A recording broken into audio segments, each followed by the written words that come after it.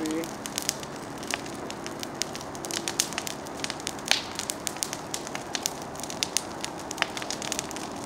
War ja schon was Faszinierendes, gell?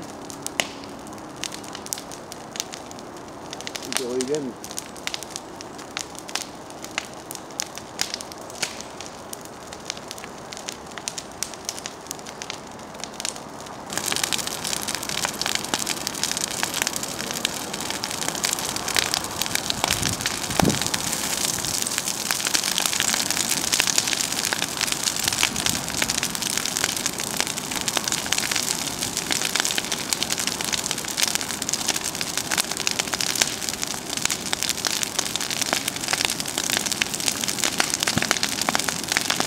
Du wolltest was erzählen, dass du uns die Bilder zeigen willst von deiner Spritztour nach Paris.